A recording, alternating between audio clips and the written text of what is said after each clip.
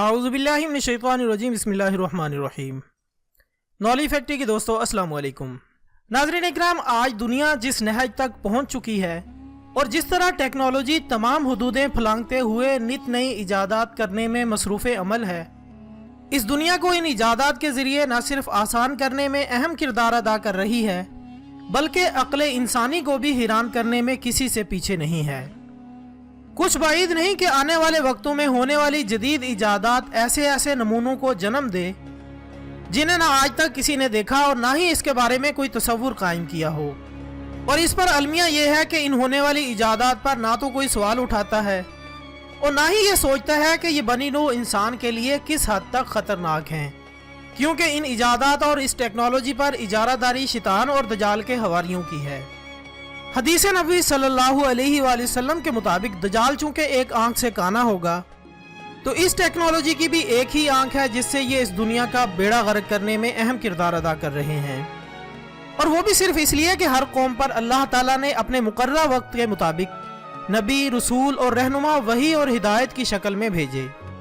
और तारीख गवाह है कि नबियों और रसूलों की हिदायत को ठुकराने वाले न सिर्फ सबसे बड़े मुनकिर साबित हुए बल्कि उन्होंने बनी नूह इंसान को तबाही और बर्बादी के अंधे कुएं में फेंकना चाहा और आज नाउजुबिल्लाह खुद खुदा बनना चाहते हैं। नॉली फैक्ट्री के दोस्तों, इन झूठे खुदाओं में एक नाम कब्ती काफरों का भी है जो आज भेस बदलकर यहूदियों की शनाख्त से मौजूद हैं। कब्ती काफर दरअसल फिरौन के इन हवारियों को कहा जाता था जो कि जादू टोना और अजीबो गरीब इजादात करने में शोहरत रखते हैं। ये वही लोग हैं जिन्होंने बड़े बड़े बुत बनाए और बुत भी ऐसे जिनमें से किसी का सर शेर, कुत्ता, बिल्ली या भेड़िए से मुशाबे था और बाज के सर इंसानों जैसे और नीचे का धड़ जानवर से मुशाबे था। और अगर आप मिस्र के आसार कदीमा का मुशाहिदा करें तो इस किस्म की मखलूक की तशबीहात बनी हुई आपको हर जगह नजर आएंगी। और इन्हीं में से एक बहुत मशहूर बुत अब्बुल हुल का भी बताया जाता है जिसका धड़ बब्बर शेर का और सर इंसानों जैसा था। और नाज़रीन इकराम, हैरत की बात यह है कि ये तराशे गए बुत सिर्फ बुत नहीं हैं बल्कि इनके अकायद के मुताबिक इनमें कभी जान भी हुआ करती थी। और ऐसा क्यों कर मुमकिन था, इसका जवाब यह है कि ये लोग हैवानात की इंसानों के साथ क्लोनिंग करने के माहिर थे। ये लोग इंसानों और हैवानों के जीन्स मिलाकर एक ऐसी मादा जो इंसानों या हैवानों से मुंतखब होती थी इसकी बच्चादानी के अंदर मुंतकिल कर देते थे, जिसके नतीजे में अजीब व गरीब मखलूक अपनी मखसूस मुद्दत के बाद पैदा हो जाती और इसके लिए इनको खास अवामल से गुजरना पड़ता था। ख़वातीन और हज़रात, कुरान मजीद फुरक़ान हमीद की एक आयत का मफ़हूम है कि जानदारों की तख्लीक में तग़य्युर व तबद्दुल करके हरगिज़ जुल्म मत करो।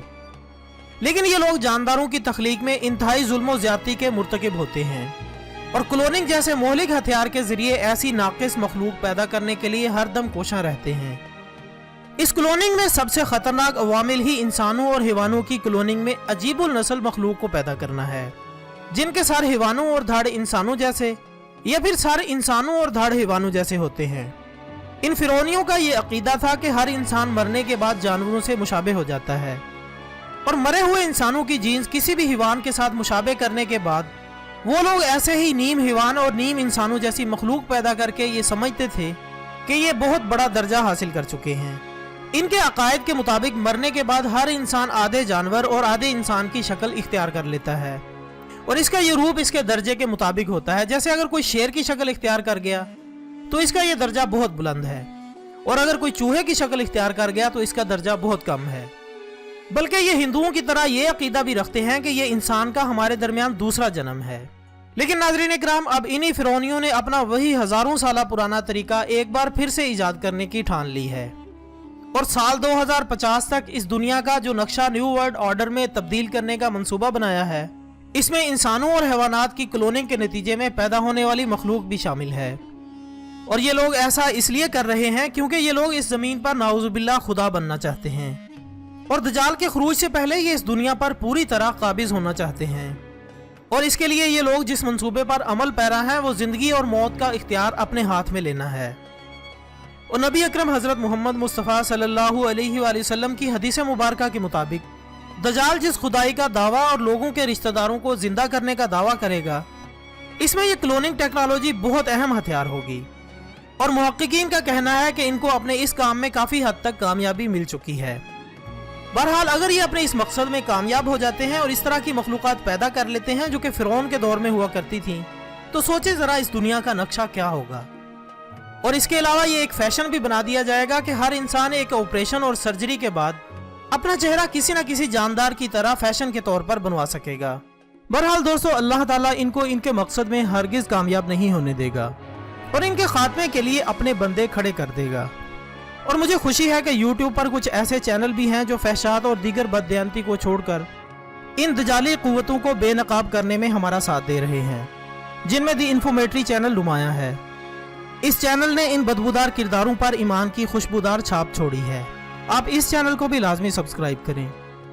अल्लाह हमें दजालो शैतान के फितनों से अपनी पनाह में रखे और कब्र जहन्नम के अजाब से बचाए और हमारा खात्मा बिल ईमान फरमाए। वीडियो पसंद आने की सूरत में इसे ज़्यादा से ज़्यादा लाइक करके हमारी हौसला अफजाई करें और वीडियो को फेसबुक और व्हाट्सएप पर शेयर करने में हमारा साथ दें। हम कल इंशाल्लाह मिलते हैं एक नई वीडियो के साथ। तब तक के लिए इजाज़त दीजिएगा।